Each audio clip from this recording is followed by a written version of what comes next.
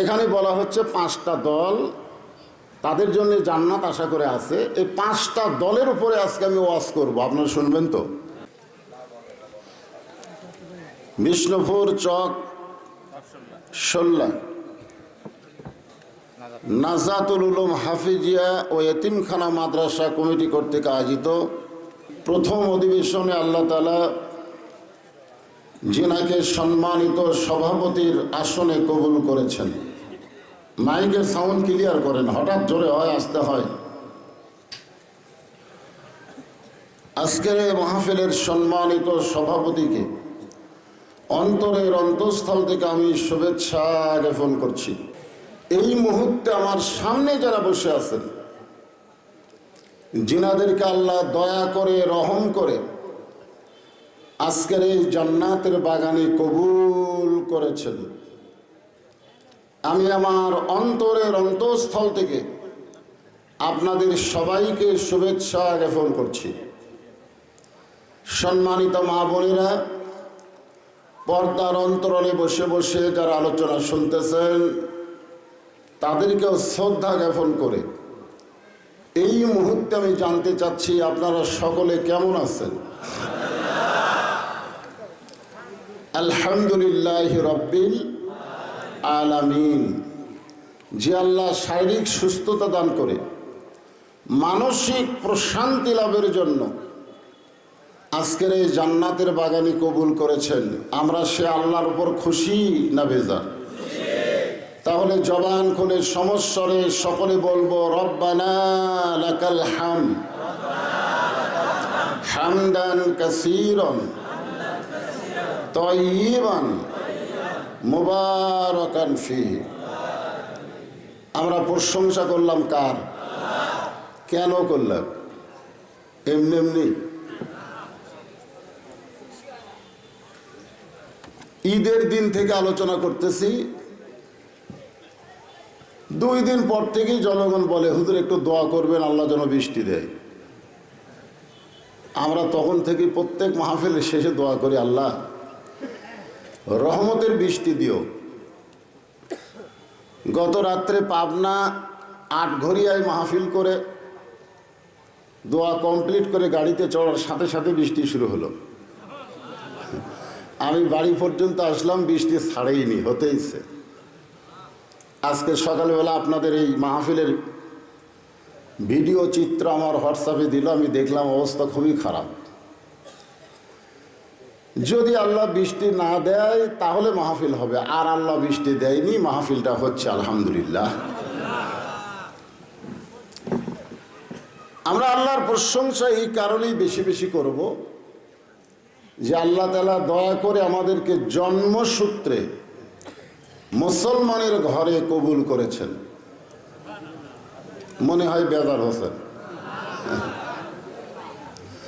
অন্য ধর্মে জন্ম নিয়ে মুসলমান হয়ে মরা খুবই কঠিন।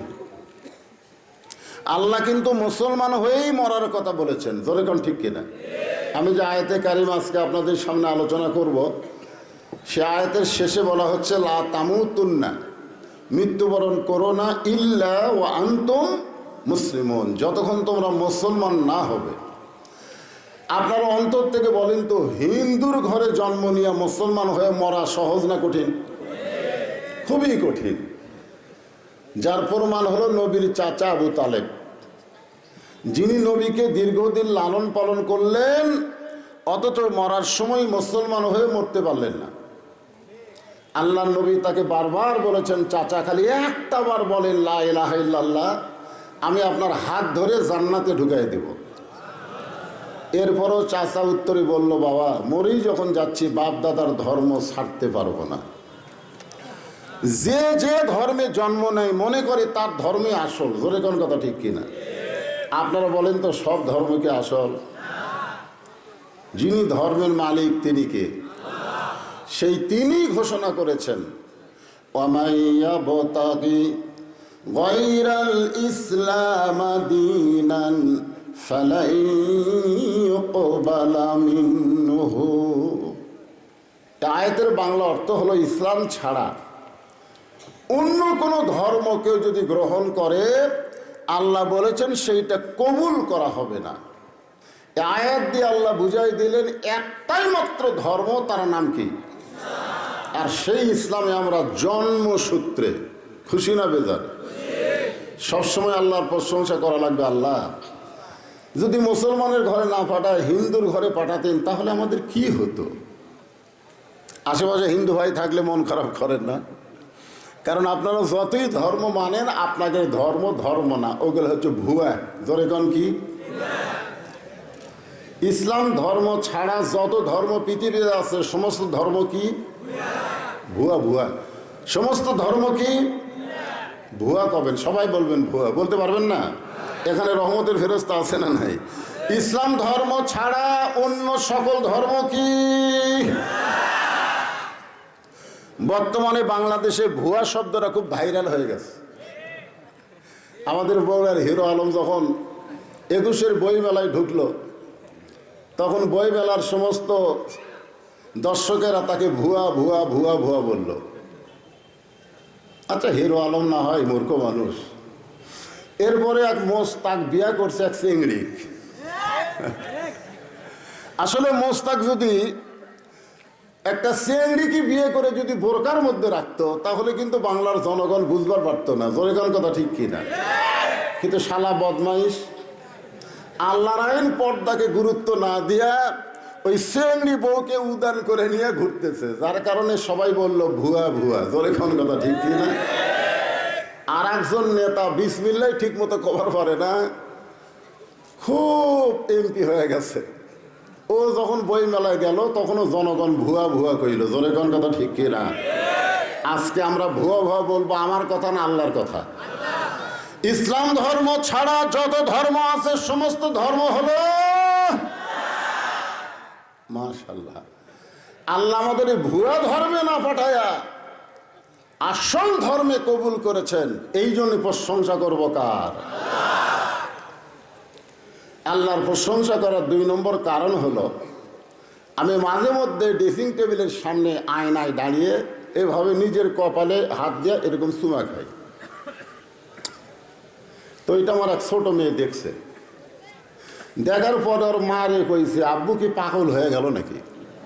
নিজের কপালে হাত দেয় আবার চুমা খায়। আমার বউ কইল, এই অভ্যাস কবে থেকে শুরু হয়েছে? আমি কইলাম, যেদিন আমি হাদিসে দেখলাম আল্লাহ রাসূল বলতেছেন, আমার একজন উম্মত যতক্ষণ বাহিরে থাকবে, আমি রাসূল ততক্ষণ পর্যন্ত জান্নাতের মধ্যে ঢুকবো না। আমি সেদিন থেকে আমার আর কোনো টেনশন নেই। আমি যতই পাপলে মরে যাই কেন, নবী আমারে সুপারিশ করে জান্নাতে নিয়ে যাবে। ধরে কোন কথা ঠিক না? আছেন আমার মুক্তার, আছেন আমার বারিস্টার, শেষ বিচারের হাইকোর্টেতে তিনি আমায় করবেন পার। আমি পাপী রাসূল জাবিনদার। আল্লাহ যখন হাকিম হইয়া আমাদেরকে আসামি বানায় বিচার শুরু করবেন, ওই সময় আমাদের নবী উকিল হয়ে, বারিস্টার হয়ে আমাদের পক্ষে আল্লাহর সঙ্গে ওকালতি করে আমাদেরকে জামিন করে জান্নাতে নিয়ে যাবে। এমন একজন নবীর উম্মত হওয়াতে খুশি না বেজার? তাহলে জবান খুলে আর একবার বলি আলহামদুলিল্লাহ। আল্লাহর প্রশংসা করার কারণ এই যে আমার হাতে দেখেন, আমি একটা হাদিস আপনাদের সামনে তেলাওয়াত করেছি। এখানে রাসূল বলতেছেন, ইন্নাল জান্নাতা তুশতাকু ইলা খামসাতি নাফারিন, নিশ্চয় 5টা দলের জন্য আল্লাহর জান্নাত আশা করে আছে। এই 5টা দলের লোকেরা জান্নাতের আশা করে না, বরং জান্নাত তাদেরকে পাওয়ার জন্য আশা করে আছে। জোরে যেন সুবহানাল্লাহ। আপনারা কি জান্নাতের আশা করেন?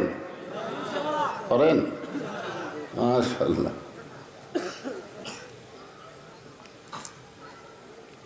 আসলে আমরা যেভাবে জাহান্নামের দিকে হাঁটতেছি, আমরা কিন্তু যে কাজকর্ম করতেছি, আমাদের চাল চরিত্র যেরকম, আমরা কিন্তু জাহান্নামের দিকেই যাচ্ছি। জোরে কোন কথা ঠিক কিনা? কিন্তু আমরা জান্নাত আশা করতেছি। এখানে বলা হচ্ছে 5টা দল তাদের জন্য জান্নাত আশা করে আছে। এই 5টা দলের উপরে আজকে আমি ওয়াজ করব, আপনারা শুনবেন তো? এক নম্বর দল হলো তালিয়াল কোরআন। আজকে আমাদের বাংলাদেশে প্রাইমারির জন্য কোনো টাকা কালেকশন করা লাগে না। আগডম বাগডম ঘোড়ার সাথে ঢাকঢোল লোক ঝাঁঝর বাজে, এই মিথ্যা শিক্ষা যারা দেয় তাদের জন্য একটা টাকাও আদায় করা লাগে। কিন্তু আল্লাহর কোরআন যেখানে শিক্ষা দেওয়া হয় সেই প্রতিষ্ঠান আদায় না করে চালানো যায় না। এতক্ষণ ধরে আদায় হয়েছে, কিন্তু তারপরে আমাকে বলতেছে হুজুর আপনি ওয়াজের শুরুতেই একটু গামছা ছেড়ে দিবেন। মানে এদের ধারণা যদি লোকজন সব উঠে যায়, কেরে পাগলা আমি কি নতুন বক্তা কেরে। আমি যে জায়গায় যাইনি বুঝলেন, আমি সাতক্ষীরা জীবনেও যাইনি। প্রথম 11 সালে আমি যখন সাতক্ষীরা যাইনি, ওটাই প্রথম যাওয়া। তো দেখি আমি ওই সাতক্ষীরা কেবল তখন সাতক্ষীরা শহরের মধ্যে ঢুকছি, ইতিমধ্যেই মাইকিং হচ্ছে সুদূর বগুড়া থেকে আপনাদের সামনে আলোচনায় আসতেছে, আপনারা সকলে আলোচনায় যাবেন। যেই বক্তা ওয়াজ করেছে তোমার হুঁশ নাই, মানে বক্তার কোনো নামই নাই। যে বক্তা ওয়াজ করছে তোমার হুঁশ নাই, যায় দেখি লক্ষ মানুষ এই হুঁশ নায়ক দেখার জন্য আইছে। আর আপনাদের মান্দায় আমার চাইতে বেশি ওয়াজ কোনো বক্তা করছে? আপনারা সত্যি করে কন বেশি ওয়াজ করছে? কোনো বক্তাই করেনি।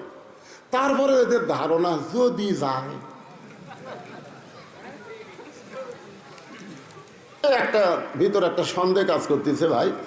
2টা মিনিট আপনার একটু রুমাল গামছা চাদরের মধ্যে এই মাদ্রাসার জন্য আমি কোরআনের 5টা দলের ওয়াজ করব, সে রাত যত হয় হোক অসুবিধা নাই, ওয়াজ করে আপনাদের নিয়ে আমি রহমতের মোনাজাত করব। এই গামছা নিয়ে কারা রেডি নামো না কেন? নাও, ভিতরে খালি খুসখুস করতেছে সবাই আল্লাহর হস্তে। এই কোরআনকে মহব্বত করে আপনারা সবাই কোরআনকে, মানুষের ভিতরে খালি সন্দেহ, ধরে কোন ঠিক কিনা? আল্লাহর কোরআন দিয়ে যদি বাংলাদেশ চলতো, সোনার টোপলাও যদি মসজিদের দরজায় থাকতো, একটা মুসলমান হারানোর চিন্তা করতো না। কারণ চুরি করলে হাত কাটা, ধরে কোন কথা ঠিক কিনা? কি চিন্তা, গামছা দেন না হারান। এখন আসেন, তাহলে 5টা দলের মধ্যে 1 নম্বর দল হলো তালিয়াল কোরআন। আল্লাহ কোরআনে বলেন ইন্নামাল মুমিনুনা আল্লাযীনা ইযা যুকিরাল্লাহু ওয়াজিলাত কুলুবুহুম ওয়া ইযা তুলিয়াত আলাইহিম আয়াতুহু যাদাতুহুম ঈমানাও ওয়া আলা রাব্বিহিম ইয়াতাওয়াক্কালুন। তাহলে তালিয়াল কোরআনের ব্যাখ্যা, আল্লাহ কোরআন দিয়ে কি বললেন? যে কোরআন যখন তেলাওয়াত হবে, এই কোরআন তেলাওয়াতের কারণে মানুষের ঈমান বেড়ে যাবে। এখানে তেলাওয়াত মানে কোরআন পড়া না, তেলাওয়াত শব্দের অর্থ হলো কোরআন মোতাবেক চলা। আজকে আমাদের বাংলাদেশে আমরা কি কোরআন অনুযায়ী চলি? খালি কোরআনের ওয়াজ শুনি। আপনারা বলেন তো, কোরআন শোনার দিক দিয়ে 1 নম্বর শ্রোতার নাম কি?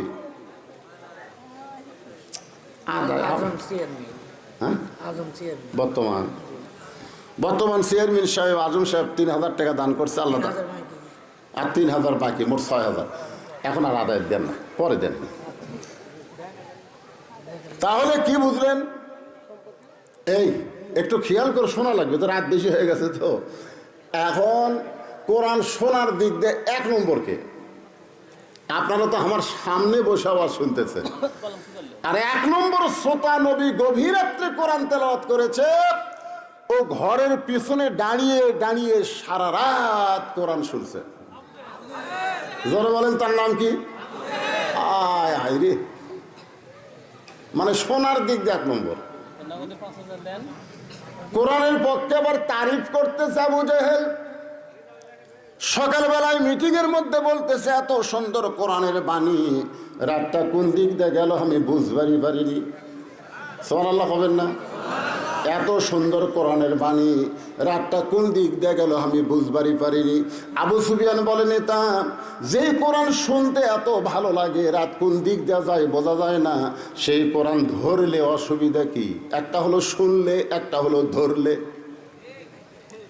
এই যে আপনারা শুনতেছেন, খালি শুনলে হবে না, এটা ধরা লাগবে, ধরা ধরা।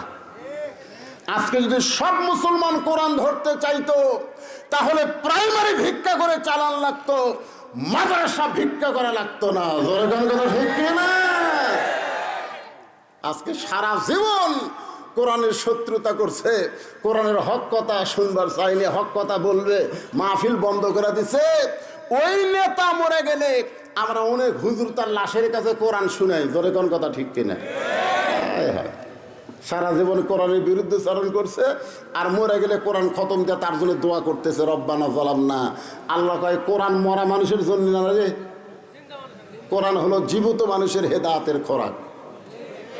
আবু সুফিয়ান বলে, নেতা যেই কোরআন শুনতে এত ভালো লাগে, সেই কোরআন ধরলে অসুবিধা কি? আবু জেহেল বলতে, আবু সুফিয়ান এই কোরআনকে যদি গ্রহণ করি, তাহলে তোর আমার নেতৃত্ব চলবে না, তোর আমার ভুয়া নেতৃত্ব চলবি না। আজকে আমাদের বাংলাদেশে যারাই নেতৃত্ব দিবার চায়, ঠিক মতো বিসমিল্লাহ বলবার পারে না। জোরে বলেন কথা ঠিক কিনা? যদি আল্লাহর কোরআন তেলাওয়াত করবার না পারে, তার আসল নেতা না, তারা হলো ভুয়া নেতা। জোরে বলেন কি নেতা? আরো জোরে বলেন কি? জোরসে বলেন। জোর হলো না, আরো জোরে।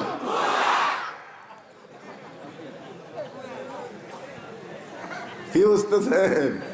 কোরআন খালি শুনলে হবে না ভাই রে, এই কোরআনকে গ্রহণ করা লাগবে। কোরআনকে যদি বান্দা গ্রহণ করে, সেই মানুষটা কেমন হবে?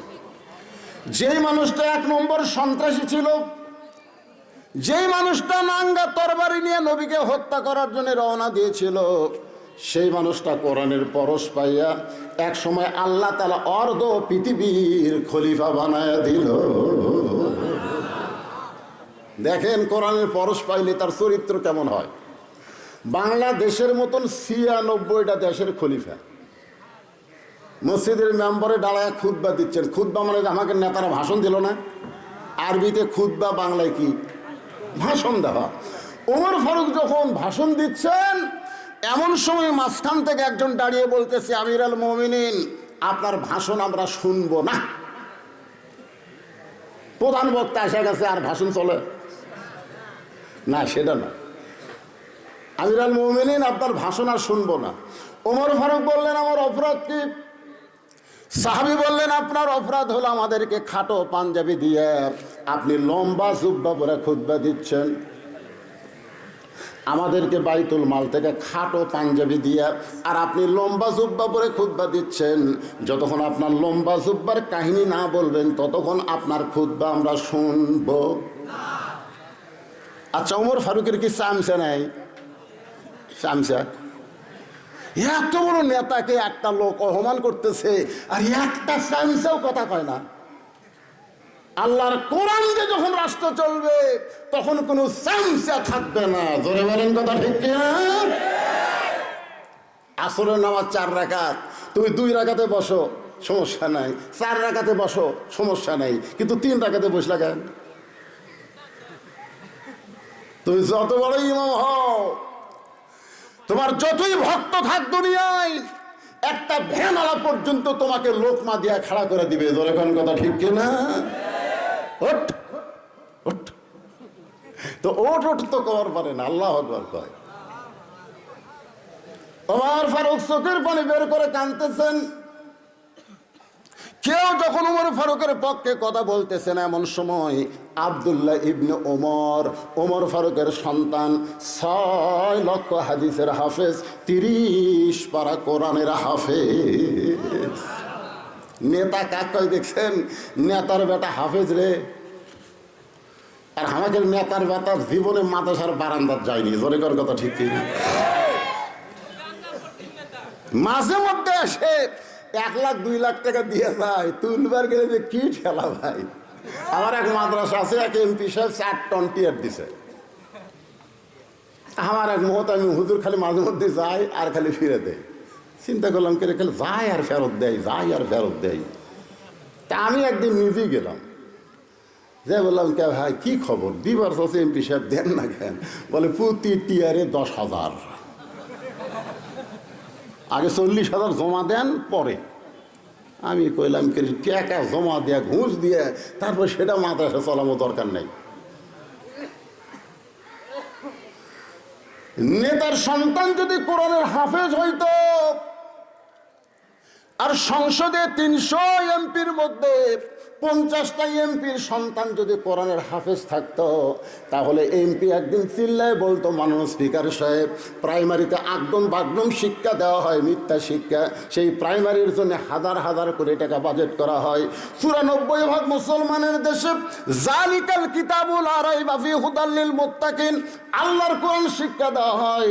সেই শিক্ষার জন্য আমরা বাজেটে হাজার হাজার কোটি বাজেট চাই। এরকম যদি 50 জন এমপি বলতো তাহলে ভিক্ষা করা লাগতো না, এই মাদ্রাসাও 3 তলা বিল্ডিং হয়ে যেত। জোরে কোন কথা ঠিক কিনা? 6 লক্ষ হাদিসের হাফেজ, 30 পারা কোরআনের হাফেজ আব্দুল্লাহ বাবার পাশে দাঁড়ায় বলতেছে, রে নবীর সাহাবীরা, তোমরা খাটো পাঞ্জাবি হলেও তো নতুন কাপড় পরে নামাজ পড়তে আইছো, কিন্তু আমার পরনে দেখো নতুন কোনো কাপড় নাই। ওসমান গনি বলে, আব্দুল্লাহ আজকে জুমার দিনে সবাই নতুন কাপড় পরে নামাজ পড়তে আইছে, আর তুমি পুরাতন কাপড় কেন পরলা?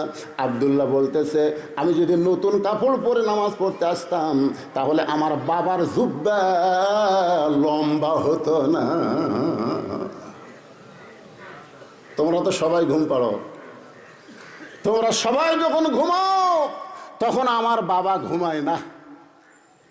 তোমরা সবাই যখন ঘুম পাড়ো, অর্ধপৃথিবীর খলিফা আমার বাবা তখন ঘুমায় না। বহুদিন আমি মাকে দেখেছি দরজায় দাঁড়িয়ে থাকতে। আমি মাকে জিজ্ঞাসা করতাম, মা আমার বাবা কোথায়? মা বলতেছে, মানুষের দুঃখ কষ্ট দেখার জন্যে ঘুরতেছে। অর্ধপৃথিবীর খলিফা কোরআনের পাগল ঘুরতেছে, দেখে মরুভূমির মধ্যে তাঁবু টাঙ্গায়া কে যেন কি পাক করতেছে, আর 2টা বাচ্চা খালি মা মা বলে কাঁদতেছে। উমর ফারুক চিন্তায় পড়ে গেলেন, এত রাত্রে কি পাক করে বাচ্চাগুলো কান্দে। নিকটে গিয়ে বলতেছে, মা তুমি এমন কি করতেছো? তোমার বাচ্চাগুলো ক্ষুধার জ্বালায় কান্দে আর তুমি তাদের খাবার দাও না। উটের গোস্ত হলে বড় জোরে 1 ঘন্টা লাগবে, দুম্বার গোস্ত হলে 8 ঘন্টায় সিদ্ধ হবে, গভীর রাত হলে এখনো সিদ্ধ হয় না। তুমি কেমন মা, তোমার কি দয়া নাই? মা কান্দার বলে, পথিক তুমি যে দিক দিয়ে যাচ্ছিলা সেই রাস্তা দিয়ে যাও। আমার বাড়ি হলে ইয়ামিন দেশে। আমি গতকাল মদিনার খলিফা ওমরের কাছে আইছিলাম, কিন্তু এত মানুষের ভিড় আমি ওমরের কাছে যাবার পারি নাই। আমার ক্ষুধার্ত সন্তানকে নিয়ে আমি মরুভূমির মধ্যে তাঁবু টাঙ্গায়া, আমার সন্তান যখন বারবার খাবার চাই, আমি পাতিলে পানি আর পাথর দিয়া নিচে আগুন জ্বালায় সিদ্ধ করতেছি। আমার পাতিলের পাথর কোনোদিন সিদ্ধ হবে না। আমার সন্তানকে এত বেশি খিদা লাগছে, আমি মনে করেছিলাম ওরা এক সময় ঘুমায় যাবে। আমার মনে হয় আমার সন্তান 2টা রাত কাটাবার পারবে না। সঙ্গে সঙ্গে হযরত ওমর এক দৌড় বাইতুল মালের দরজায় গিয়ে বলে, আসলাম তাড়াতাড়ি 1 বস্তা খাবার আমার মাথায় উঠায় দে। আসলাম বলে, আমিরুল মুমিনিন, আমি হলাম চাকর, কি কোথায় নিয়ে যাওয়া লাগবে আমারে হুকুম দেন। ওমর ফারুক বলে, আসলাম রে, একজনের পাপের বোঝা আর একজন মাথায় নেয় না, যে আমার মাথায় উঠে দে। ওমর ফারুক বিশাল একটা খাবার বস্তা মাথায় নিয়ে যখন খুব জোরে জোরে দৌড়াই, পিছন থেকে আসলাম কান্দের বলে, এত জোরে দৌড় মারলে পড়ে গিয়ে আপনার কষ্ট হবে। ওমর ফারুক বলেন, নির্দিষ্ট সময়ে যদি যাবার না পারি ওমরকে জাহান্নামের আগুনে পড়তে হবে। এক দৌড়ে গিয়ে তাঁবুর পিছনে দাঁড়ায় বলে, মা রুটি আর হালুয়া তৈরি করো। বস্তার খাবার নিয়ে মা রুটি হালুয়া তৈরি করে যখন ওমর ফারুকের হাতে দেয়, ওমর ফারুক 2টা সন্তানকে 2 উরুর উপরে নিয়ে রুটি হালুয়া যখন মুখের মধ্যে দেয়, 2টা সন্তান মুখের দিকে ফেল ফেল করে তাকায় কান্দে। কে গো তুমি? বাবার দরদ নিয়ে আমাদের সামনে গভীর রাত্রে হাজির হইছো। মেয়েটা চিল্লায় বলে, পথিক উমর যদি মদিনার খলিফা না হইয়া তুমি যদি মদিনার খলিফা হইতো তাহলে মদিনা আল্লাহর জান্নাত হয়ে যেত। আব্দুল্লাহ বলতেছে, রে নবীর সাহাবীরা, তোমরা সবাই যখন ঘুম পাড়ো, আমার বাবা তখন ঘুমায় না, গভীর রাত্রে আমার দরজায় গিয়ে ডাকতেছে, আব্দুল্লাহ আব্দুল্লাহ বলে ডাকতেছে। আমি আব্দুল্লাহ দরজা খুলে তাকায় দেখি আমার বাবার হাতে নতুন একটা কাপড়। আমি খুশি হয়ে বললাম, বাবা, বাইতুল মাল থেকে একটা কাপড় আমারে দেওয়া হয়েছে, আবার গভীর রাত্রে আর একটা গোপনে আমারে দিবে রাইছেন। আসলে আমি খলিফার ছেলে তো, আমার একটা স্পেশাল একটা আমি পাইছি, আর একটা গভীর রাত্রে দিবার আইছেন। এখনকার সামান্য নেতারা হলে তাদের সন্তানকে কিভাবে চলায়, চেয়ারম্যানের বেটা R15 চলায়, জোরে কোন কথা ঠিক কিনা? আগে ভ্যান গাড়ি চড়ে বেড়াতো, এখন R15 চলায়। তাহলে অর্ধ পৃথিবীর খলিফা আপনি। বাইতুল মাল থেকে একটা কাপড় আমি পাইছি, আর একটা গভীর রাত্রে আমার দিবে রাইছেন। সঙ্গে সঙ্গে হযরত ওমর আল্লাহর কোরআন থেকে তেলাওয়াত করতেছে, ইন্নাল্লাহা ইয়ামুরুকুম আন তুআদ্দুল আমানাতি ইলা আহলিহা ওয়া ইযা হাকামতুম বাইনান নাস আন তাহকুমু বিল আদল। আল্লাহু আকবার, আল্লাহু আকবার। 6 বছর ধরে আম বাগানে চাষ করছে, 6 বছর। এবার জ্যৈষ্ঠী মাসে দেখবার গাছে আম পাকছে কিনা, যা দেখে গাছের ডালে ছোট্ট একটা বাচ্চা পাক আম পাড়তেছে আর ব্যাগের মধ্যে তুলতেছে। বাগানের মালিক বলে, আমি খাইনি, আমার পরিবারের কেউ খায়নি, আর তুই আমার গাছে ছোট আম পাড়তেছিস, তোর বাপক যা বিচার দেবো রে, এই তোর বাপক যা বিচার দেবো। ছেলে খালি মুচকে মুচকে হাসে। বাগানের মালিক বলে, হাসিস কেন? বলে, হাসার কারণ হলো আমার বাবা কোথায় যা বিচার দেবেন, আমার বাবা।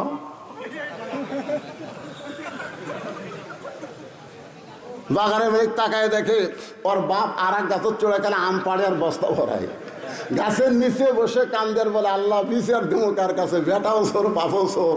আজকে আমাদের বাংলাদেশের অবস্থা হয়েছে তাই, বিচার দেওয়ার জায়গা নাই। জোরে বলে কথা কথা বল না, কথা বল না, খালি কথা না বলার কারণে আজকে বাংলাদেশে জালিমদের জুলুম বাড়তিছে। জোরে কোন কথা ঠিক কিনা?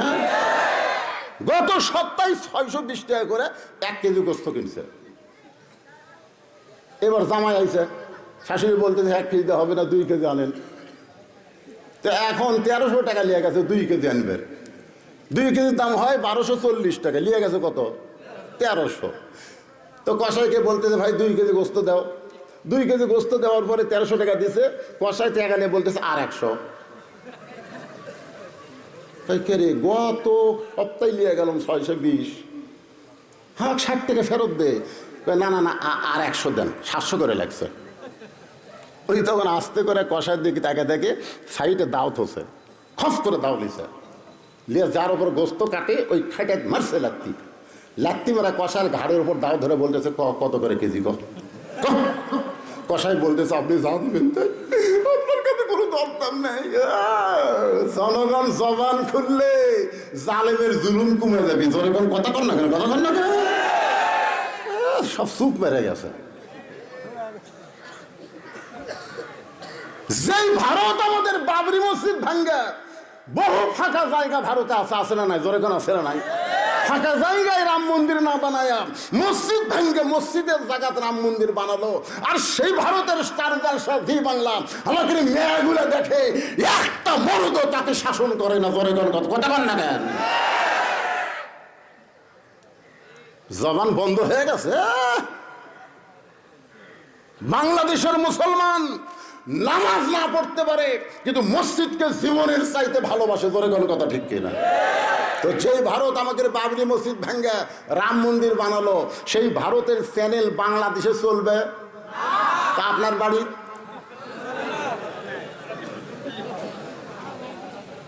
এসার নামাজ পড়ে বাড়িতে গেছে, যায় দেখে বউ যে ঘরত বসে আছে, ঘর থেকে লো লো লো লো লো লো হরি হরি হরি হরি করে লো লো লো হরি হরি কি দেখে, বউ জি বাংলা দেখতেছে। মারা লাগবে না খালি।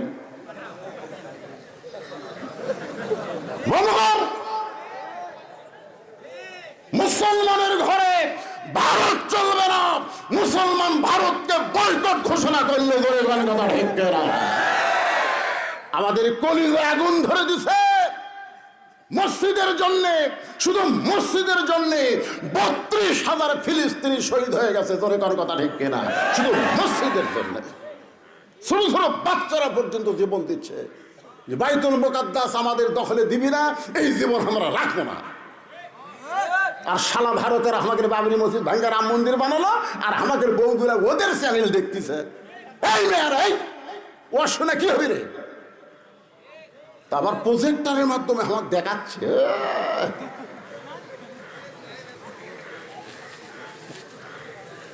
রাগ করতেছেন? হ্যাঁ,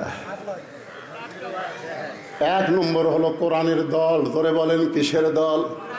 আমি সেই কোরআনের দলকে নিয়ে আপনাদের সামনে ওয়াজ করতেছি। তারপরে 2 নম্বর হলো ওয়াহাফিজুল লিসান, 3 নম্বর হলো মুতাইমুল জাইয়ান, 4 নম্বর হলো মুফসিল উরিয়ান, আর 5 নম্বর হলো ওমান সাল্লি আলা হাবিবির রহমান। এই 5টা দলের পর ওয়াজ করতে যদি 1টা বাজে, আপনাদের আপত্তি আছে না? আপনাকে এলাকার কাজ কাম লাগিতে, বুঝছেন না?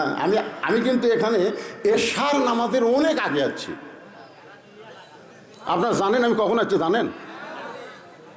এশার নামাজেরও 8 ঘন্টা আগে আছি। কিন্তু আমাকে তুলে দিবি 10টায়, আমাকে বলতে 10টার মধ্যে তুলে দেবো। আমি চিন্তা করলাম যে টাটকায় 2 ঘন্টা ওয়াজ করে 12টায় মোনাজাত করবো। এটা টাটকা ওয়াজ না। নেতা নতুন মাদ্রাসার নেতারা আসুক, কিন্তু প্রত্যেক নেতা 5,000 করে টাকা দেওয়া লাগবে দিছে। আমি আমার জীবনে 39 বছরের ওয়াজের বয়সে কোরআনের মঞ্চে মহিলা মানুষ ভাষণ দেয় আজকে প্রথম শুনছি ভাই। হায় হায়, আমার 39 বছরে তুমি গলার কাছে গলার দড়ি দেওয়া লাগবি রে, জোরে কর কথা ঠিক করে।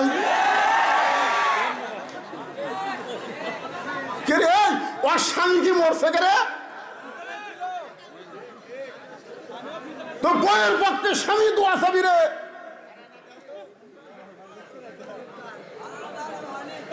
না, কোরআনের কথা হচ্ছে, জোরে কান ঠিক কিনা? আল্লাহ কোরআনে বলেছে করনা ফি বুয়ুতিকুন্না ওয়ালা তাবাররুজনা তাবাররুজাল জাহিলিয়াতিল উলা। মেয়েরা তোমরা ঘরের মধ্যে থাকো, ঘরের বাহির হও না। যদি ঘরের বাহির হও হিজাব নিয়ে পর্দা নিয়ে বের হতে হবে। নারীদের কণ্ঠ পর পুরুষের জন্য পর্দা। জোরে কান কথা ঠিক কিনা?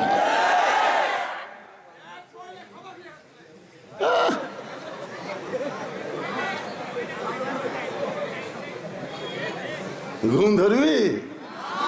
ঘুম ধরিচ্ছে?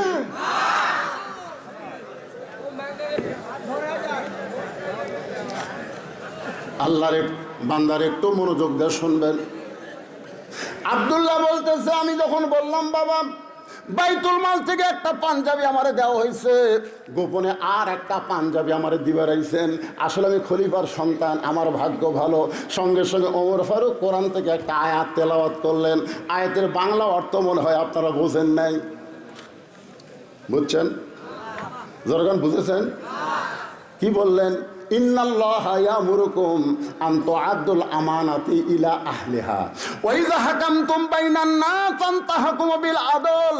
আব্দুল্লাহ রে, যেদিন থেকে মদিনার খলিফা হইছি সেদিন থেকে গোটা রাষ্ট্র আল্লাহ আমাকে আমানত স্বরূপ দিয়েছে। আমানত, জোরে কোন কি? এই পাঞ্জাবিটা আমার ভাগে পড়ছে বাজান। এই ছোট পাঞ্জাবি গায়ে দিয়া আগামীকাল খুতবা কেমনে দেব? তোর কাপড়টা একটু আমারে দান করে দে, তোরটা আর আমারটা মিলা আমি একটু লম্বা জুব্বা বানাবার চাই। আব্দুল্লাহ বাড়ি নবীর সাহাবীরা রে, আমার নতুন কাপড়ের টুকরা আমার বাবাকে দান করার পর বাবা সারা রাত তার কাপড় আমার কাপড় একত্র করে লম্বা জুব্বা বানায় খুতবা দেয়। এখন বলো খুতবা শোনা যায় কি না যায়? সমস্ত সাহাবীরা কান আল্লাহর কোরআন দিয়া যখন রাষ্ট্র চলবে, এমন ভালো নেতা মুসলমান দেখতে পাবে। তাহলে আল্লাহর কোরআনের দরকার আছে না নাই? আল্লাহ কোরআনে বলতেছেন, একটু মনোযোগ দিয়ে শুনবেন। জালিকাল কিতাবু লা রাইবা ফি হুদাল লিল মুত্তাকিন। এই কোরআনের মধ্যে কোনো সন্দেহ, ধোঁকা, গোজামিল, হুদাল্লিল মুত্তাকিন। দেখেন, হুদাল্লিল কাফিরিন নাই, হুদাল্লিল মুত্তাকিন। কেবলমাত্র যারা মুত্তাকি হবে তাদেরকে আল্লাহর কোরআন হেদায়েত দেবে। এই মুত্তাকির এক নম্বর বৈশিষ্ট্য হলো আল্লাযীনা ইউমিনুনা বিল গায়ব, অদৃশ্যের প্রতি বিশ্বাস স্থাপন করা। কেউ না দেখলেও কে দেখতেছে? আরো জোরে। এখনই আসল নামাজ পড়ছে, এখনই নামাজ পড়া জমির ধান দেখবার গেছে, ধান দেখবার যা দেখে ওপর জমির পানি চলমল করতেছে, নিচে ওর জমির পানি নাই, চারিদিকে তাকাচ্ছে, কেউ নাই, কেউ নাই। আস্তে করে বসা, বুঝলেন, ওই দুই হাত দিয়ে হাল কাটছে, কাটা ওই পানি দিয়ে হাত বসে, দুই আবার খাড়া হয়ে চারিদিকে তাকাচ্ছে। কেউ দেখেনি, আলহামদুলিল্লাহ, কেউ দেখেনি। আপনারা বলেন তো, কেউ দেখছে? কে? আজকে যদি এই বিশ্বাস আমাদের অন্তরে থাকলো, কেউ না দেখলো আল্লাহ দেখতেছে, তো একলাই 10টা সিল মারবে পারতো?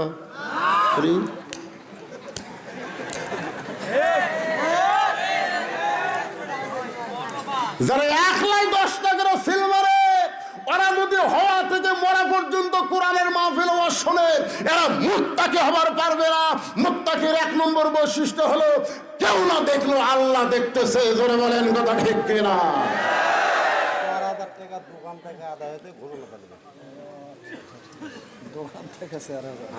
এরা টাকা ঠিক করে ফেলে দিতে পারে। এ যারা দোকান দিয়েছে এর কেউ ছাড় দেননি, সবগুলো হাতে আর মামলে 10-20-50 টাকা করে যারা দোকান দিছে ওর কেউ ছাড় দেয়নি। এরপর থেকে আপনারা একটা নিয়ম করবেন, কোরআনের মাহফিলের পাশে যদি দোকান বসে, প্রত্যেক দোকানকে 500 টাকা করে নেবেন।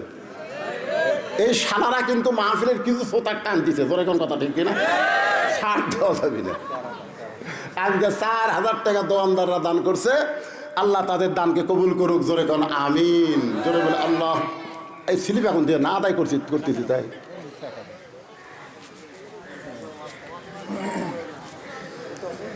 যেভাবে জনগণ বসে থেকে আওয়াজ শুনতেছে এই গরমের মধ্যে, মনে হচ্ছে না রাত 12:30 বাজছে।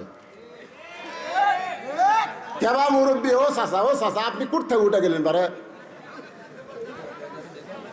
ধরে ধরে ধরে চ্যানেল বন্ধ দিতে। হায় হায়, এইরকম বুড়া মানুষ আওয়াজ শুনতেছে রে। একটু মনোযোগ দিয়ে শোনেন। কোরআনের দল 1 নম্বর কিসের দল? কোরআনের দলের উপরে কথা বলতেছে, একটু মনোযোগ দেন। এরপরে আল্লাহ বলতেছে আল্লাযীনা ইউমিনুনা বিল গায়ব। এরপরে বলা হচ্ছে ইয়াকিমুনাস সালাত, নামাজকে কায়েম করা লাগবে। নামাজ পড়লে হবে না, নামাজ কায়েম করা লাগবে। জোরে কোন, কি করা লাগবে? আমার এলাকার এক মুয়াজ্জিন, বুঝলেন, ফজরের আজান যখনই দেয়, চারিদিক থেকে 4-5টা কুত্তে আসে ওই মসজিদের জানলার কাছে উ উ।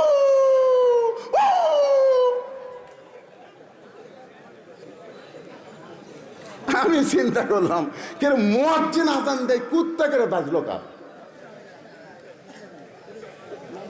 একদিন আমি মুয়াজ্জিনকে বললাম, কে মুয়াজ্জিন ভাই, আপনাকে এখন সবচেয়ে বিরক্ত কে করতেছে? কয় হুজুর, 4-5টা কুত্তে হুজুর। এই এরা ঘুম পাড়ে, কিন্তু আমি যে আজান দেওয়া শুরু করি এরা মসজিদের জানলার কাছে এসে হু হু করে। তা আমি কইলাম, কি জন্য করে ভাই? কয় হুজুর, আমি তো বুঝবার পারতেছি না।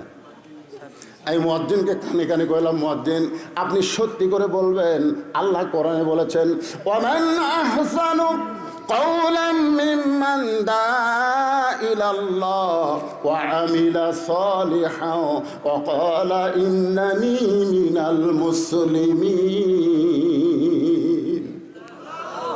আচ্ছা, আপনি যে আসসালাতু খায়রুন মিনান নাওম বলতেছেন ফজরের আজানে, আপনার বেটা নামাজ পড়ে? মুয়াজ্জিন বলতেছে, হুজুর, আমার 3টা আগে আছে, এক শালাও নামাজ পড়ে না। আমি বললাম, এই জন্য কুত্তা লোকমা দিছে যে তুমি আজান দাও, তোমার বেটারাই নামাজ পড়ে না। ওয়াকিমুস সালাত মানে কি? শুধু মুয়াজ্জিন নামাজ পড়লে হবে না, মুয়াজ্জিনের 14 গোষ্ঠী নামাজ কায়েম করা লাগবে। মনে কথা বল না। মুমিনদের 2 নম্বর বৈশিষ্ট্য হলো নামাজ কায়েম করতে হবে। বর্তমান প্রধানমন্ত্রী 564টা মসজিদ বানা দিছে, আলহামদুলিল্লাহ। আপনাকে মান্দাত আছে না নাই? নাই? আচ্ছা হচ্ছে তো, হবি না? এই মসজিদের নাম কি? মডেল মসজিদ। জোরে বলেন নাম কি? এক নেতা আমারে কয়, হুজুর আপনারা বক্তারা আমাদের প্রধানমন্ত্রীর কোনো সুনামি করেন না। প্রধানমন্ত্রী 564টা মসজিদ বানায় দিচ্ছে, সেই প্রধানমন্ত্রীর নামে কিছুই বলেন না। আমি বললাম প্রধানমন্ত্রী 564 কেন, 5 লক্ষ মসজিদ বানায়া দিলেও কোনো লাভ হবে না। কারণ মসজিদ বানানোর জন্য আল্লাহ প্রধানমন্ত্রী বানায়নি, আল্লাহ নামাজ কায়েমের জন্য প্রধানমন্ত্রী বানাছে। আল্লাহ কোরআনে বলেছেন, আল্লাযীনা ইম্মাক্কান্নাহুম ফিল আরদ, মুসলমানের মধ্যে কাউকে যখন ক্ষমতার চেয়ার দেওয়া হয়, তার 1 নম্বর কাম হলো পদ্মা সেতু নির্মাণ করা, 1 নম্বর কাম হলো 4 লাইন রাস্তা করা, 1 নম্বর কাজ হলো 564 মসজিদ করা। এগুলো সবই কাজ, তবে 1 নম্বর কাজ হলো নামাজ কায়েম করা। আজকে যদি প্রধানমন্ত্রী ঘোষণা করে যে করোনার সময় কি করলো পুলিশেরা, মুখত খালি মাস্ক না থাকলে কি করতো মনে আছে আপনাকে? আমি একটা মৌলানা মানুষ, আর্জেন্টিনার পতাকা টাঙ্গাতো না, জোরে কোন কথা ঠিক কি না? আপনার এলাকার একটা যুবক আপনি বার করেন, যে যুবক 5 ওয়াক্ত নামাজ জামাতে পড়ে, ওই আবার আর্জেন্টিনার জার্সি গাওয়াত দেয়, একটা বার করেন। তাহলে আল্লাহর কোরআন সত্য না মিথ্যা? আল্লাহর কোরআন বলতেছে ইন্নাস সালাতা তানহা আনিল ফাহশাই ওয়াল মুনকার, একমাত্র নামাজই পারে মানুষকে যাবতীয় খারাপি থেকে বাঁচাই দিতে। কোরআনের দল সম্পর্কে অনেক সময় বললাম, এবার 2 নম্বর দল হলো ওয়া হাফিজুল লিসান, জবানকে সংযত করা। এখন 3 জন একত্রে চা খাওয়ার বসলে করে, তুই কাক ভোট দিব রে? হে মনোযোগ দিয়ে শুনবেন, তা আপনাকে মার্কা বাড়াছে নাকি? মার্কা বাড়াছে এখনো বাড়ায়নি। তো যাই হোক, উই কবি না ভাই, আমি অক দিবার চাচ্ছি না, উই কবি হামু তাই। আল্লাহ রাসূল বলতেছে 2 নম্বর জান্নাতি দল হলো যারা নিজের জবানকে সংযত করবে। এখন একটা গান ভাইরাল হয়েছে, একজন মানুষ হইয়া তুমি কয়জনকে বিলাও মন, মুখে তোমার ভালোবাসা অন্তর কয়লার মতন। একজন মানুষ হইয়া তুমি কয়জনকে বিলাও মন। তোমার জবান আছে বলে তুমি সব কিছু বলতে পারো না, জবান আছে বলে তুমি গীবত করতে পারবা না, পরনিন্দা করতে পারবা না। আল্লাহ রাসূল বলেছেন তোমার মুখের জবান আর 2 উরুর মাঝখান তুমি যদি হেফাজত করতে পারো, আমি আল্লাহ তোমাকে জান্নাতের জামিন হয়ে গেলাম।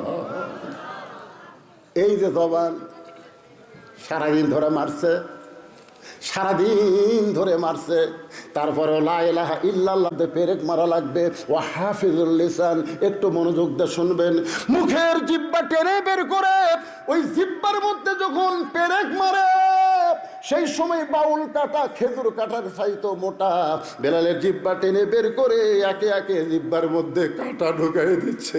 এরপরও বেলালের জবান ইল্লাল্লাহ আল্লাহ আহাদ জিকির করতেছে। মুসলমানের দরজা আবু বকর বেলালকে 1000 আশরাফি দিয়ে কিনে যখন নবীর কাছে নিয়ে যায়, আল্লাহ নবী তাকায় দেখে বেলালের জিহ্বা মুখ থেকে অনেক বড় বের হয়ে গেছে। নবী টেনে টেনে কাটাগুলো বের করে বেলালের জিহ্বার আগায় একটা চুমা খায়, সঙ্গে সঙ্গে জিহ্বাটা পূর্বের মতো হইয়া বেলালের মুখের মধ্যে যখন ঢুকে যায়, আল্লাহ নবী বলে বেলাল রে, তোমার জন্য আল্লাহ কোরআনের আয়াত নাজিল করেছে। আল্লাহ বলেছেন ইন্নাল্লাযীনা ক্বালু রাব্বুনাল্লাহু সুম্মা ইসতাকামু তাতানাজ্জালু আলাইহিমুল মালায়েকা আল্লা তাখাফু ওয়া লা তাহজানু ওয়া আবশিরু বিল জান্নাহ। বেলাল রে, দুনিয়া থেকে বিদায় নেওয়ার সাথে সাথে আল্লাহ তোমার জন্য 8টা জান্নাতের দরজা খুলে দিবে। বেলালের চোখ দিয়ে দর দর করে পানি পড়ে। রাসূল বলে, বেলাল সুবহানাল্লাহ কও। বেলাল কয়, হুজুর মরে গেলে আল্লাহ জান্নাত দিবে, এত কষ্ট করে জবানকে হেফাজত করলাম, ওই কাফেরদের কথা না শুনে আল্লাহর জিকির করলাম, এর বিনিময়ে কি আল্লাহ দুনিয়াতে আমারে কিছুই দিবে না? রাসূল বলে, বেলাল তুমি কি চাও? বেলাল বলে, গোপনে আল্লাহ জিকির করার পরে এত কষ্ট যারা আমাকে দিল, সে আল্লাহু আকবার জোরে জোরে আমি বলবার চাই। রাসূল বেলালের কপালে চুম্বন দিয়ে বলে, বেলাল রে, মক্কায় আল্লাহ জোরে বলার পরিবেশ নাই, যেদিন জোরে বলার পরিবেশ হবে সেই দিন সবার আগে তুমি আল্লাহু আকবার জোরে মুয়াজ্জিন হয়ে আযান দিবে। আজকে আমরা সেই জবানকে সাইজ করার জন্য একবার তাকবীর দেওয়া লাগবে। পারবেন ভাই? গলা খাকারি দেন। লিল্লাহি তাকবীর। এক সাইজে জোরে আপনার পারবেন না। এরা দেয়নি নাকি?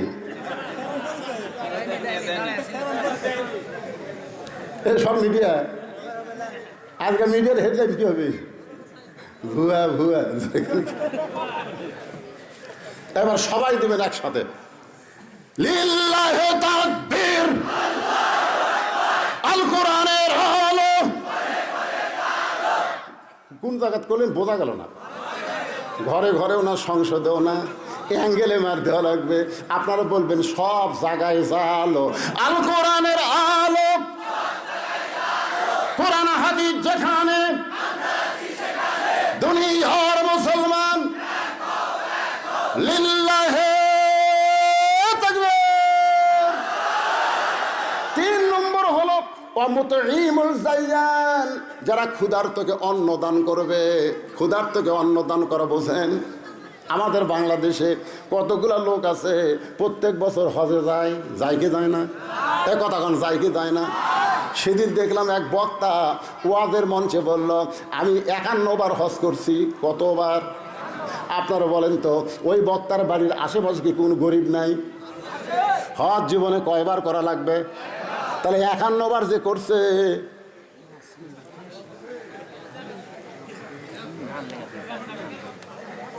এ হাসেন কেন?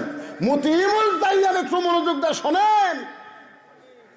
তোমার জীবনে একবার হজ করলে হজের ফরজ আদায় হবে, তুমি 51 বার করলে তার মানে? তোমার বাড়ির আশেপাশে কোনো গরিব নাই, তোমার বাড়ির আশেপাশে কোনো বিধবা নাই, তোমার বাড়ির আশেপাশে কোনো এতিম নাই। রবি ইবনে সুলাইমান হজ করতে যাবেন, ওরা 10 জন। জোরে কোন কয়জন? রবি ইবনে সুলাইমান দূরের এক আত্মীয়ের বাড়ির থেকে দোয়া নিয়ে আসার সময় গভীর রাত্রে তাকায় দেখে রাস্তার পাশে কে যেন কি করতেছে। একটু নিকটে গিয়ে দেয় একটা মহিলা মরা গাদার গা থেকে গোস্ত কাটতেছে আর টোপলা বাঁধতেছে। রবি ইবনে সুলাইমান চিন্তায় পড়ে গেল, একে তো গাদা খাওয়া হারাম, তারপরে মরা গাদার গোস্ত কাটতেছে। এই মহিলার অবশ্যই খারাপ মহিলা, কোনো হোটেলের সঙ্গে হয়তো যোগাযোগ রেখেছে, এই মরা গাদার গোস্ত দেয়, সেইটা পাক করে হোটেল আলো হয়তো মানুষদেরকে খাওয়ায়। দেখি মেয়েটা কোথায় যায়। রবি ইবনে সুলাইমান নিজের বাড়িতে গভীর রাত্রে না গিয়া ওই মেয়েটার পিছনে পিছনে নিরাপদ দূরত্ব বজায় রেখে রাস্তা নিল। মেয়েটা একটা ভাঙ্গা বাড়ির মধ্যে ঢোকার সঙ্গে সঙ্গে 2টা মেয়ে কাঁদতেছে আর বলতেছে, মা আর ক্ষুধার জ্বালায় পারতেছে না, মা তাড়াতাড়ি আমাদের খাবার দাও। মা বলতেছে, এই দেখো গোস্ত আনছি, এই গোস্ত সিদ্ধ করে তোমরা খাও, আল্লাহর শুকরিয়া আদায় করো। রবি ইবনে সুলাইমান চমকে যায়, নিজের মা হইয়া মেয়েদেরকে মরা গাদার গোস্ত দিয়ে বলতেছে সিদ্ধ করে খাও, আল্লাহর শুকরিয়া আদায় করো। তিনি লোকমা দিয়ে বললেন, মা আমি নিজের চোখে দেখছি, মা তুমি মরা গাদার গোস্ত কাইটা তোমার মেয়েদেরকে দিছ।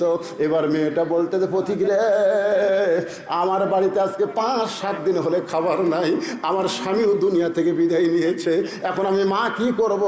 রাতের অন্ধকারকে চাদর মনে করে আমি বের হয়ে গেছি। হালাল না হারাম জীবিত আমি এটা তমিজ করতে পারি নাই, আমার মেয়েদের ক্ষুধা নিবারণ করার জন্য আমি মরা গাদার গোস্ত কেটে এনে দিয়েছি। রবি ইবনে সুলাইমান বলে, মা আমি এবার হজে যাবার চাইছিলাম বন্ধুদের সঙ্গে, আমি আর হজে যাব না, আমার হজের সব সম্পত্তি আমি তোমাদেরকে দিয়া দিব। তিনি এক দৌড়ে বাড়িতে আসলেন, হজের যত সামান আসছিল সব ওই মেয়েকে দান করলেন। মার মেয়ে মিলে দোয়া করতেছে, আল্লাহ যে মানুষটা হজে না গিয়ে তার সব সম্পদ আমাদেরকে দান করে দিল, আল্লাহ মক্কা মদিনা তার বাড়ির তুমি হাজির করে দিও। রবি ইবনে সুলাইমান বলে, মা উল্টা দোয়া করো না, মক্কা মদিনা কোনোদিন মানুষের বাড়িতে হাজির হয় না, বরং মানুষকেই মক্কা মদিনায় যাইতে হয়। মার মেয়ে বলতেছে, বাবা শোনো, আমরা হলাম দোয়া করা আর কবুল করার মালিককে। নির্দিষ্ট সময়ে ওই 9টা বন্ধু এসেছে, চলো বন্ধু হজে যাই। বলে তোমরা যাও, এবার আমি যাবার পারবো না। সবাই বলতেছে, তুই না বহু লোককে বললি হজে যাব, তাহলে হজে কেন যাবি না? বলে আমার অসুবিধা আছে ভাই, তোমরাই যাও। ওই 9 বন্ধু হজ করে হজের সমস্ত কাম শেষ করে রবি ইবনে সুলাইমানের বাড়ির দরজায় এসে ডাকতেছে, এ রবি ইবনে সুলাইমান দরজা খোল। রবি ইবনে সুলাইমান দরজা খুলে দেখে ওই 9টা বন্ধু তার দরজার সামনে দাঁড়ায়। আল্লাহ রাসূল বলেছেন, তোমাদের এলাকার কোনো মানুষ হজ করে যখন তোমাদের এলাকায় ফেরত আসে, তুই মহব্বত নিয়ে ওই হাজির চোখের দিকে যদি তাকাও, ওই চোখ দিয়ে মক্কা মদিনা দেখে যে সওয়াব পাইছে সেই সওয়াব আল্লাহ তোমাকে দান করে দিবে। রবি ইবনে সুলাইমান বললেন, ভাই তোমরা হজ করে আইছো, আমি জানলে তোমাদের সঙ্গে দেখা করতাম।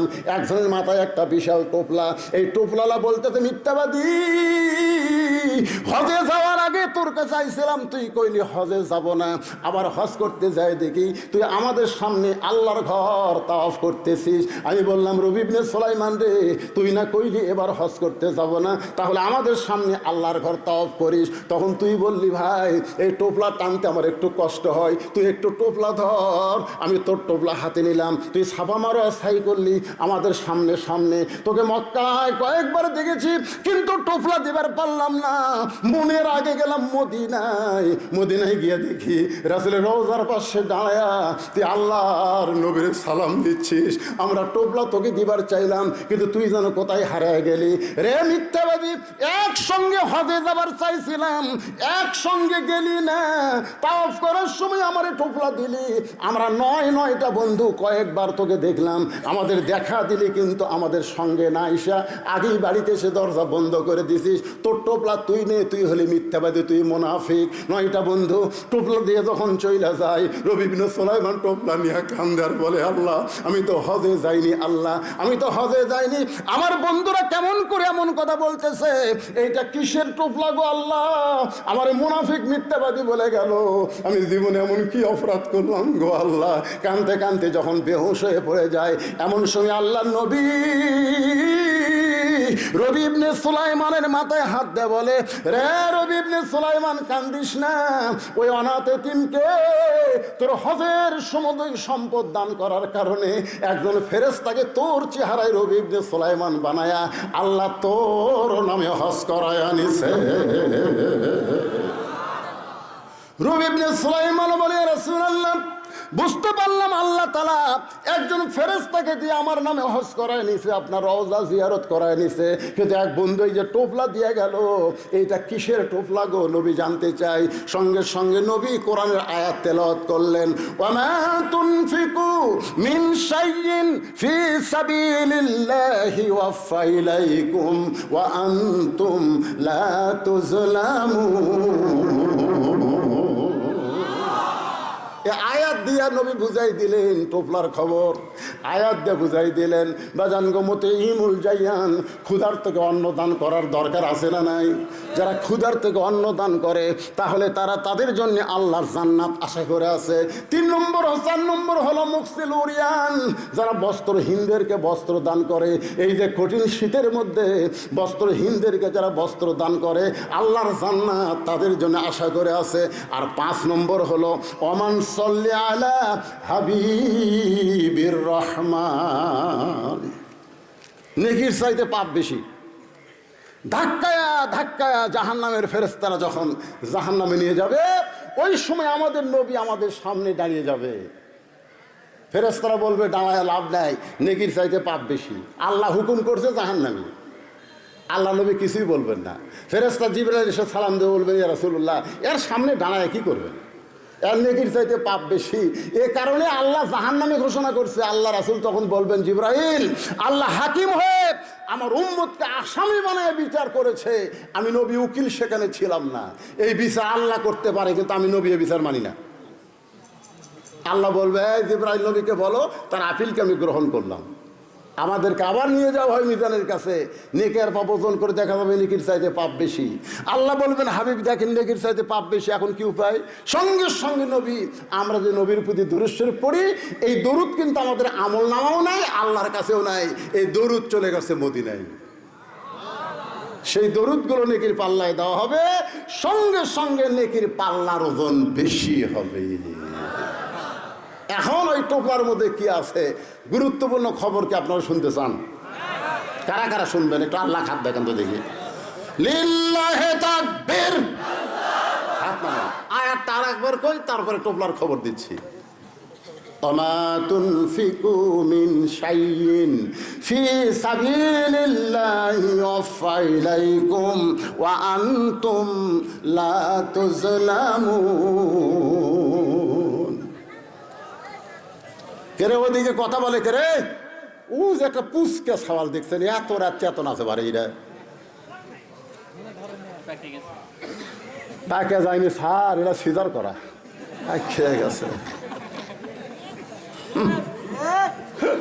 আমার গ্রাম সম্পর্কে ভাবির ছেলে খালি কান্দে, হুজুর আমি আয়াতুল কুরসি দোয়া দূর যা আছে ভাই পুরা ফুঁক দিলাম, বাড়ির জায়গায় হুজুর আরও কান্দে। আমি সূরা ফাতে 21 বার পড়ে পানি ফুঁক দিয়ে বললাম এরা 3 বার খাওয়ান তো। খাওয়ানোর পরে কয় হুজুর আরও কান্দে। শেষ পর্যন্ত ওই মেয়েটা আমাকে কইল, হুজুর এখন আর দোয়া দরুদের দাম নাই হুজুর। আমি মনে খুবই কষ্ট। 2-3-5 পরে বললাম, তোমার ছেলেকে এখনো ওই রকমের কান্দে কেন? না হুজুর আর কান্দেই না। বন্ধ হলো কেমনি? কারণ বাপ একটা মোবাইল কিনে দিচ্ছে, যখনই কান্দে চালু করে দিই আর কান্দে। আমি তখন বললাম, তুমি সত্যি করে কও তো তোমার সন্তান কি নর্মালে হসে না পেট কাটা হসে? তখন কে না হুজুর নর্মালে হয়নি, পেট কাটা। তো পেট কাটা সন্তান তো এরকম হবে, কারণ জন্মের আগে ওরকম বার করছে। ভাই রে শোনেন, নর্মালে প্রত্যেকটা মায়ের বাচ্চা হবে। আজ থেকে 20 বছর আগে সিজার আসলো। এই আপনারা কথা কন না, কারণ যার বয়স 22 বছর ওই সিজার। আমার দাদি কষে তো টাইনে বার করতে তোর মাথা লম্বা হয়ে গেছিল রে, পরে মাথা থেবে থেবে আমরা গোল করছি। শোনেন, নর্মালে সব বাচ্চাই হবে, সব বাচ্চাই নর্মালে হবে, কিন্তু কতগুলো মায়ের ধৈর্য কম, কান্দে। তোর স্বামী নিয়ে যায় ডাক্তারের কাছে, ডাক্তার পরীক্ষা করে দেখে যে নর্মালি হবি 2 দিন পর, কিন্তু ডাক্তারের টাকার দরকার। ডাক্তার বলতেছে পানি শুকা গেছে, একটু বেঁকা হয়ে আছে। তখন কয় তাহলে সিজারই করে। সিজার করে দেখে আর ঘুমই ভাঙেনি, কারণ 2 দিন পরে যাই হবি আর ঘুম ভাঙিছে। তখন পেটের মধ্যে বার করে এইরকম একটা ঘুরেন দেয়, বুঝলেন? এইরকম যেই ঘুরেন দেয়, ঘুরেন ছোট মাথার ঝাঁকি খায়, ওই যে ঝাঁকি খাওয়া খাসে ভাই, এখন মোবাইল ছাড়ার ভাত খায় না। জোরে কোন কথা ঠিক না? এখন রাত বাজতেছে তো 5 মিনিট কমে একটা, তাও ওই পুষকে ঘুরতেছে। তুই ওই কি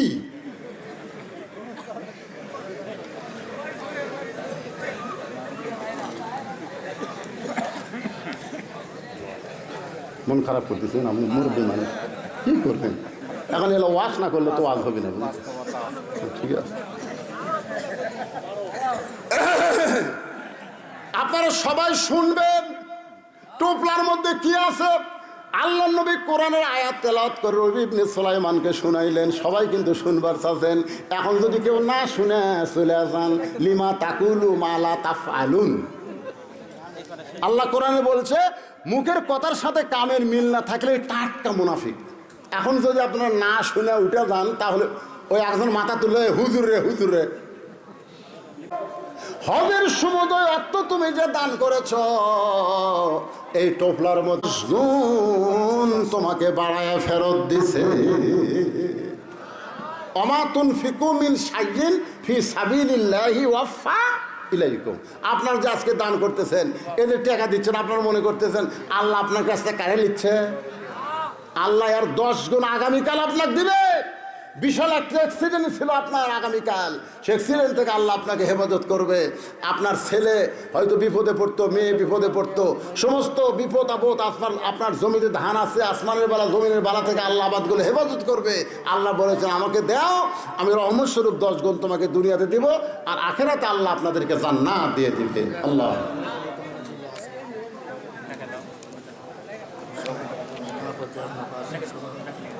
আপনি এখনো দেননি ভাই? দিছেন? দিছে না, অনেকে দান প্রকাশ করে না। সভাপতির ছেলে মেজর, সভাপতি সাহেবের ছেলে মেজর, ছেলে মেজর হলে বাবা কি করে আল্লাহ জানে।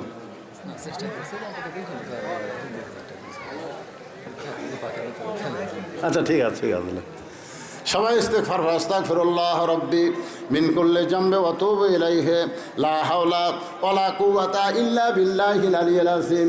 আল্লাহুম্মা সাল্লি আলা মুহাম্মাদ, আল্লাহুম্মা বারিক আলা মুহাম্মাদ, আল্লাহুম্মা সাল্লি আলা মুহাম্মাদ, আল্লাহুম্মা বারিক আলা মুহাম্মাদ। সকলে হাত তুলে আল্লাহুম্মা আমিন। আল্লাহুম্মা আনতাস সালাম ওয়া মিনকাস সালাম তাবারাকতা ইয়া যাল জালালি ওয়াল ইকরাম। মাবুদ নতুন মাদ্রাসা মতিউর রহমান আমারে কইল, হুজুর এখন 1 বছর পূর্ণ হয় নাই। আল্লাহ 2 জনের মাথায় পাগড়ি পরানো হলো। আল্লাহ সেই প্রথম অধিবেশনে তোমার বান্দারা রাত 1টা পর্যন্ত জান্নাতের বাগানে বসেছিল। আল্লাহ মেহেরবানি করে আজকের মাহফিল আমাদের সকলের হেদায়েতের জন্যে, নাজাতের জন্যে, জান্নাতের জন্যে কবুল করে না। আল্লাহ যা হাদিয়া মঞ্জুর করেছো সোনার মদিনায় নূর ফাকে রওজা মোবারকে আল্লাহ কবুল করো। জি, সবার জন্য দেওয়া হবে। আয় আল্লাহ তাআলা এই মাদ্রাসায় যারা জমি দিল, মাদ্রাসার ঘর নির্মাণে যারা সহযোগিতা করলো, আজকেও যারা নগদে বাকিতে হাজার হাজার, এমনকি গামছার মধ্যে 10টা টাকাও যারা দান করে দিল, আল্লাহ সকলের দানগুলোকে জান্নাতের বিনিময় হিসাবে আল্লাহ কবুল করো। আমরা যারা হাত তুলেছি সকলে বলেন রব্বির হামহুমা কামা রব্বায়ানি সগীরা। বাপ মা যদি কবরে যায় আল্লাহ বাপ মার কবরকে জান্নাতের টুকরা বানাও। আমার সম্মানিত মা বোনদেরকে আবেদা সালিয়া পর্দা নিজে কবুল করো। ফিলিস্তিনের মুসলমানকে আল্লাহ তুমি বিজয় দিয়ে দাও। বাইতুল মুকাদ্দাস আল্লাহ মুসলমানকে দাও। আল্লাহ যারা দুনিয়া থেকে বিদায় হয়েছে শাহাদতের মর্যাদা দিয়ে দাও। আহত অবস্থায় আছে আল্লাহ সুস্থ দাও। আয় আল্লাহ তাআলা আসমানি বালা জমিনি বালা থেকে অত্র এলাকার আবাদগুলোকে তুমি হেফাজত করো। আল্লাহ এই বাজারের প্রতি রহমত বরকতের দরজা খুলে দাও। যারা কষ্ট করে মেহনত করে এত সুন্দর আয়োজন করেছে, রাতে বৃষ্টি হলো, সকালবেলায় মনে হচ্ছিল মাহফিল হবে না। আল্লাহ সেই মাহফিলটা রাত 1টা পর্যন্ত হলো। আল্লাহ মাহফিলে যারা কষ্ট করে এত সুন্দর আয়োজন করলো তাদের সকলকেই জান্নাতি কবুল করো। আল্লাহ আজকের মাদ্রাসার সম্মানিত সভাপতি মুরব্বী মানুষ, আল্লাহ আল্লাহ তাকে তুমি কবুল করো, হায়দায় তাইবা দান করো। মাহফিলের সভাপতি, মাহফিলের বিশেষ অতিথি, মাহফিলের প্রধান অতিথি এমপি সাহেব সহ আল্লাহ সকলকে তুমি কবুল করো। অনেক উপজেলার চেয়ারম্যান, ভাইস চেয়ারম্যান দোয়া চেয়েছে আল্লাহ, আমরা সকলের জন্য দোয়া করে আল্লাহ সকলকে তুমি কবুল করো। আল্লাহ খাস করে মিডিয়ার ভাইদেরকে আল্লাহ তুমি কবুল করো। আল্লাহ যাদের মিডিয়ার মাধ্যমে মানুষ কোরআন হাদিসের আলোচনা শুনতে পায়, আল্লাহ তাদের সর্বাধিক বিপদ আপদ মুসিবত থেকে এদেরকে হেফাজত করো। আল্লাহ সুবহান রাব্বিকা রব্বিল ইজ্জাতি আম্মা ইয়াসিফুন ওয়া সালামুন আলাল মুরসালিন ওয়ালহামদুলিল্লাহি রাব্বিল আলামিন। ওয়া জাল আখিরাতি কালিমাতুন ইনদাল মাউতি। পড়েন সকলে লা ইলাহা ইল্লাল্লাহু মুহাম্মাদুর রাসূলুল্লাহ সাল্লাল্লাহু আলাইহি সাল্লাম। আসসালামু আলাইকুম ওয়া রাহমাতুল্লাহি ওয়া বারাকাতুহু। এদিকে